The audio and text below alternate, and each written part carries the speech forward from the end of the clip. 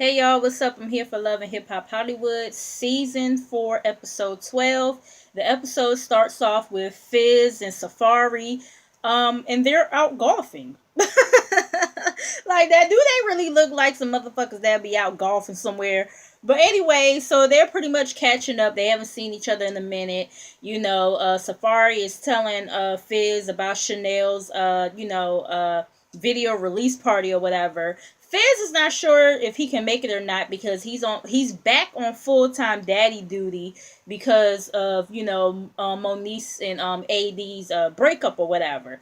So next thing you know, Bobby Brown shows up and he's been like a mentor to Fizz for like all these years and everything. And Fizz wants to get B2K back together after seeing Bobby, in New Edition get back together.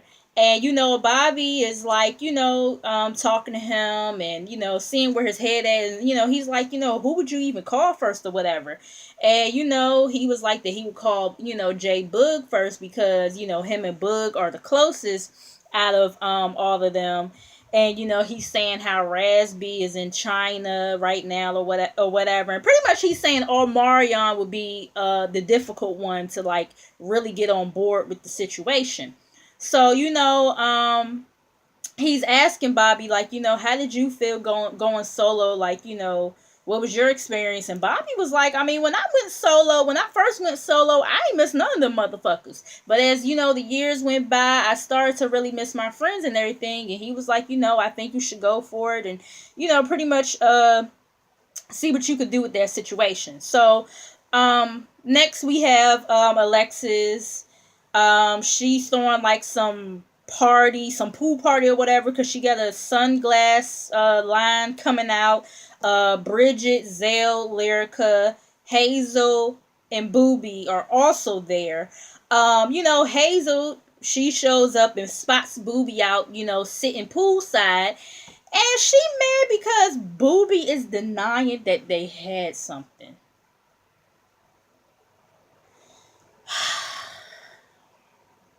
Hazel. Seriously, like, bitches get denied every day, B. You be alright? You tough, right? Cameron's voice. Like, yo, I was just like, what? Like, girl, if you don't go the fuck on somewhere. So, anyways, she walks up to him thinking, that he owes her an apology or whatever. And he looking like, apology for what? And she's like, well, because you try to act like you didn't know me. And, and he like, I hugged you. Like, what the fuck are you talking about? So, he was like, I was introduced to you through a friend. You know what I'm saying?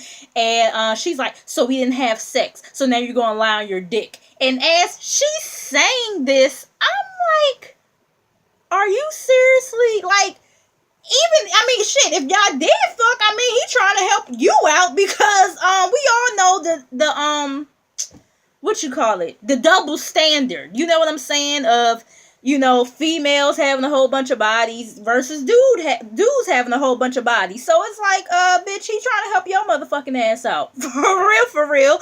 And also as, she's saying this, I'm like, what dude is going to lie about not having sex with a female? Dudes, if anything, dudes are always lying about having sex with a female. They ain't lying about not having sex with a female unless they in a relationship and they done cheated on their girl or whatever and they trying to, deny fucking you or something like that. But if they single, like, who's gonna lie about not having sex with somebody? Like, I was just like, if Hazel don't go the fuck on somewhere, like, she just want to be claimed so fucking bad, like, she's so fucking thirsty, and it's just fucking annoying at this fucking point. Like, if she come back next season, I really don't know how I'm gonna review this show, because I cannot.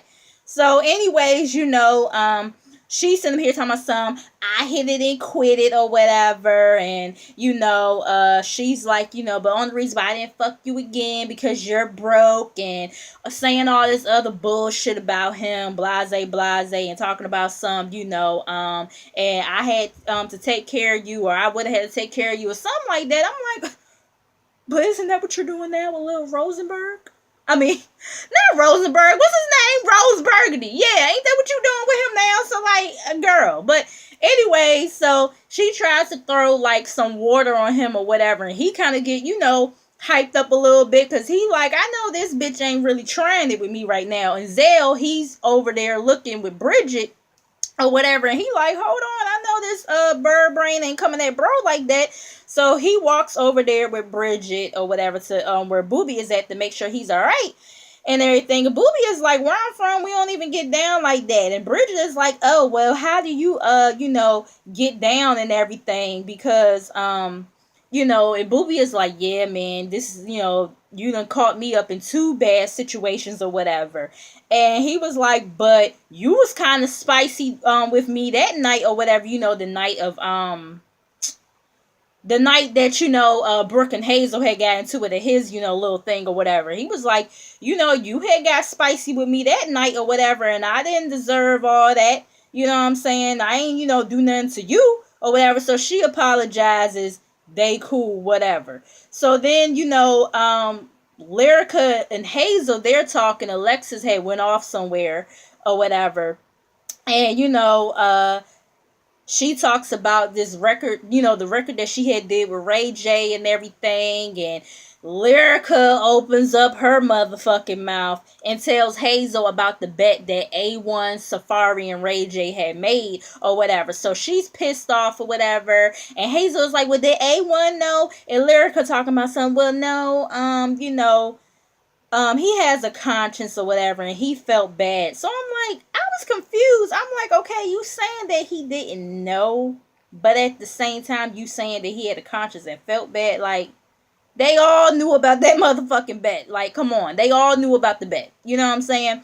But anyway, so here go Hazel talking about some Safari always seemed kind of questionable to me anyway. And Ray J, he supposed to be the homie and da da da. So now apparently she got something for they motherfucking ass. Whatever. So anyways, we get Bridget and James at the gym. So, she's having a conversation with him, and she feels like he don't want to be there. And, he's like, I wanted to have a family with you and be married to you and all this other stuff. And she's like, you're using past tense verbs. And, he's like, but we can't forget that you cheated and all this other stuff. And she's like, if you weren't ready to let go of that, you could have said that, you know what I'm saying, like, you're a huge part of the reason why I'm here in LA. And she's tearing up and starts getting emotional about him constantly punishing her or whatever. And he's like, I mean, I'm not trying to punish you, I'm just trying to keep it real, you know what I'm saying? And you can't tell me how to feel and all this other stuff. And I understand what they both were saying, you know what I mean, because it's like, I mean, yeah, if you want to be with her, it's like you can't keep on punishing her about the shit. But at the same time, I understand where James is coming from, because it's like, yeah, you can't tell him how to feel, especially when you done cheated multiple times. But that's all the more reason why James shouldn't even be with her. You know what I'm saying? And then she just further proved his point later on in the episode when she went off with Booby. Matter of fact, let's talk about that right now and get it out the way. So Bridget goes on the getaway trip, the Cantalina trip that Brooke was supposed to go on or whatever, but she decides to, make up with Marcus or whatever. So Bridget and Booby, they're, on the trip and everything, and and that's the thing, like, one, you sitting up here going on the trip with a man you barely even know like that. Two, you sitting up here talking about some shit with me and James is on the rocks, but then in another breath you sitting up here saying, I'm single and all this other stuff. I'm like, well, bitch, which one is it? It's like, this proves his point right here, because the minute that you and him have a falling out or have an issue or whatever, you up in the next motherfucker's face. I really thought, I was with everybody else. I really thought her and Marcus was going to have some shit going down together, the way they was acting. But now this shit with Booby is just like, girl, really? Like, you proving James' point right here. And she sitting up here, talking to Booby about her issues with Marcus or whatever, this, that, and the third, and then she starts crying on his shoulder and everything, and next thing you know, they kissing. I'm just like, Mona. Like, Mona, bitch, in my Forest Rocks voice. Like, I can't. I cannot. I really can't. So, James, leave her alone. You know what I'm saying? Because 9 times out of 10, when a person cheats on you multiple times, that person ain't changed. They ain't changed at all. They still gonna be on that bullshit. You know what I'm saying? And then try to make you look like you crazy. Like, anybody got time for that? So, anyways, back to the order of operations, because I just kind of wanted to get that shit out the way. We get Fizz, and he meets up with J-Boog, and my. That like, Fizz, let me tell you something. Omarion was always cute to me, but Fizz and J-Boog was always my favorite. Like, oh my God. Like, J-Boog was always fine, but he done really flourished and blossomed into like a grown man for real. I said, like, I just couldn't stop looking at him, okay? But anyway, so they catching up or whatever. Fizz is telling him about the meeting with Bobby Brown and how it's time for them to get back together, and how they can, co-line with Pretty Ricky on tour and everything. And Boog, he's like, well, I'm VP at my filming company now, and it would be a bad business move for me, or be a bad image for me, if everything is not right, if it's not looking right.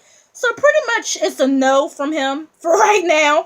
I wouldn't mind them getting back together, and doing whatever, performing some of their own old songs, maybe make some new songs as well. But anyways, Fizz is shocked by Boog's response or whatever, and he's like that he did talk to Raz or whatever, and he's like, pretty much, would you be comfortable moving forward, without him and everything? And I'm like, shit, I would, because I ain't that, listen, Omarion, Fizz, and Boog. Them was the only 3 I could. Raz, I give a fuck about him, okay? I could care less about him, for real. It was always Omarion, Fizz, and Boog for me.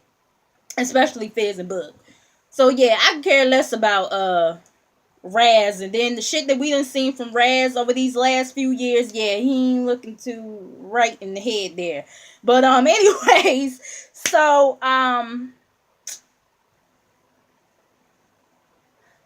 Boog is not against Raz not being a part of their reunion or whatever. But he's like, but I mean, Omarion is still in the space where he feel like he could still make a hit or whatever. And Boog is like, I kind of feel like it's impossible, I'm not saying yes, but I'm not saying no, but he pretty much in limbo at the end of the conversation about, them getting back together. So then we get Chanel's video release party or whatever. Safari is in the video and everything. Of course, the Lucci dude is there with her.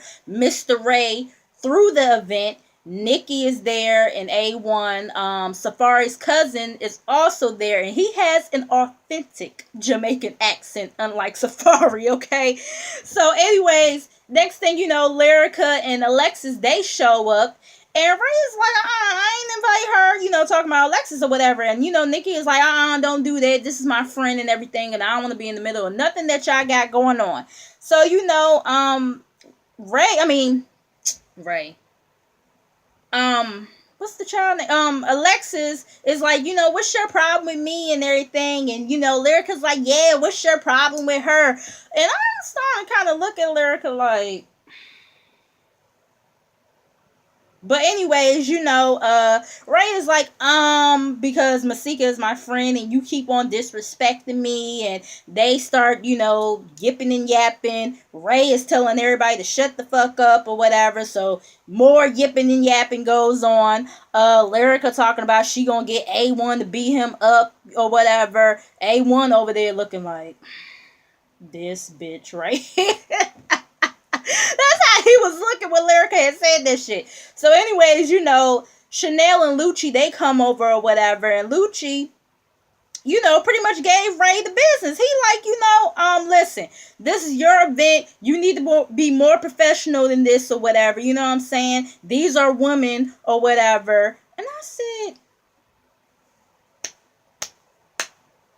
okay, Lucci, like, let me find out. Okay, like, he was making some motherfucking sense. He was like, you need to be more professional or whatever. And these are, women. You know what I'm saying? And then next thing you know, he's sitting up here saying, and this my bae, talking about Chanel. And I was like, oh Lord, why did he say that shit? Okay, because next thing you know, Alexis, she's like, she's your who, like what and everything. And they're like, her and Lyrica are like, you're here with Chanel or whatever. And Chanel's like, I mean, it's not that serious or whatever. And Alexis saying, yes it is, and stop all that hee hawing and all this other stuff. And Chanel's like, bitch, I laugh when I'm she was like, bitch, I laugh because I'm not stressed unlike you. Okay, I was like, I know that's right, Chanel, let her know.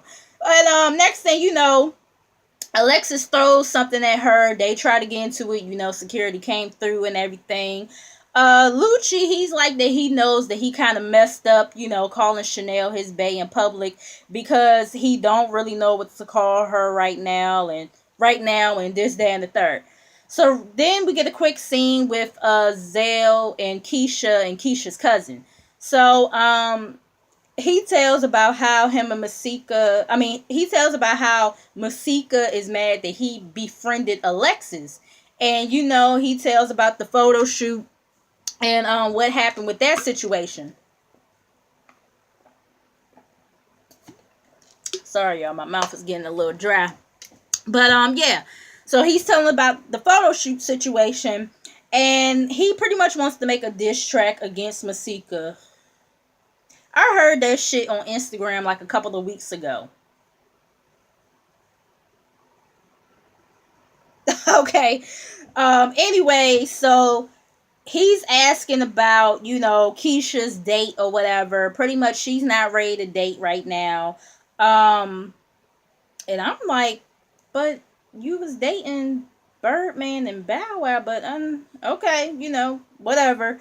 So anyways, Zale, he tells Keisha about Hazel and the stunt that she pulled at Alexis' pool party and everything, coming at Booby and, throwing water on him and all this other stuff. Keisha is like, I mean, long as he ain't breaking my heart, I can give two fucks. Okay? Okay, so I already talked about Booby and Bridget. Let's talk about Brooke and Marcus. So, she's at, the reason why she didn't go on the trip with Booby is because she was invited to Marcus's, mom's birthday party way before, they fell out or whatever. So pretty much they're at the party trying to figure it out, and she admits that she was trying to piss him off or whatever, with the whole Booby thing. And she tells him that they did kiss or whatever, and that he invited her on a getaway that weekend. But you see, I'm not there. I'm here with you and everything. And, he's sitting up here talking about something. I know what I did with Jade was wrong and this, that, and the third. But, what she did it on purpose. And I'm like, nigga, when you cheat on somebody, you purposely are hurting them. Period. Like, what the fuck are you talking about? You know what I'm saying? Like, I was just like, he pretty much still trying to, like, um he pretty much still kind of trying to act like, try to downplay what the fuck he did. You know what I'm saying? Like, child, whatever. So, anyways, Marcus pretty much tells her to like dead the shit with Booby or whatever. And he invites her to his single release party that's coming up. So then we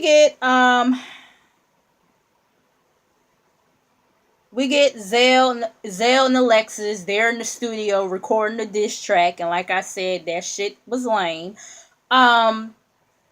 Alexis cannot catch the beat to save her life doing this damn track.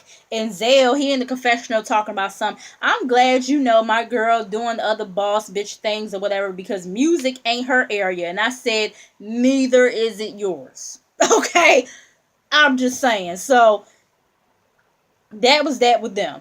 Then we get Safaree, Fizz, and Chanel. Safaree is telling Fizz about Chanel's release party and how things kind of got wild. And, Safaree is asking about, what's the update on the B2K situation. Omarion isn't hitting Fizz back or whatever. He's, ignoring him. And he's saying that he's going to meet up with April next week, Omarion's, baby mama, to, see what's what.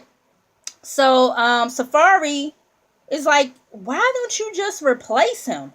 I'm like, replace? Listen, Omarion was the lead guy, okay? It ain't no replacing, no. The shit ain't gonna work. It's not gonna work. But anyway, so, like I said, they could do without Raz B. They can't do without Omarion, I'm sorry.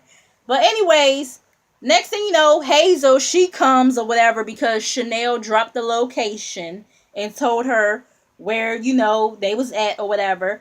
Hazel brings up, Safaree making a joke about her or whatever. And he's like, first of all, I did that whole bet situation for Ray, to support Ray. You know what I mean?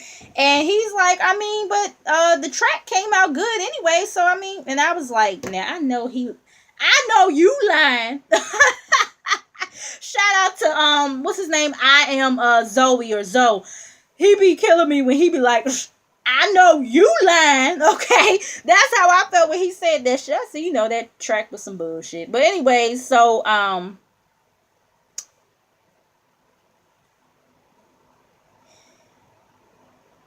she was sitting up here saying how he had came for her or whatever. And he was like, I didn't come for you. I was like, I came in a cup, but I didn't come for you or whatever. And she's sitting up here, she going to her whole tangent about it being her city and how she going to run him out the city just like Meek Mill ran him out. I said, first of all, Meek Mill sent his goons, his rugrats, whatever you want to call them, to try to jump Safaree and his, mans or whatever. His homeboy. And they ain't do shit because Safaree looked untouched. We saw the video. So whatever. Anyways, next thing you know, she, cause she came there with the bag or whatever. She flips the bag upside down and it's a whole bunch of dildos, and he's just looking like like he just laughing at the shit. And he even was like, is one of those dildos a mold of her nose? That was like the funniest thing I heard watching this fucking episode. I was fucking dying. I said, Safaree. Oh, child, I ain't messing with him. But anyway, so then we get Brooke and Booby. She meets him at the basketball court and everything. Pretty much she's telling him she's cutting him off or whatever, but she's still going to always be there for him as a friend and yada, yada, yada. Then he kisses her, and then he starts talking, and then she kisses him. And I'm just like, you're supposed to be breaking this off with him. Why are you still kissing him? But, y'all, that was the episode. Let me know y'all thoughts on it. Make sure you guys like and subscribe. Make sure you guys come back, and I will see you guys in the next video. Peace.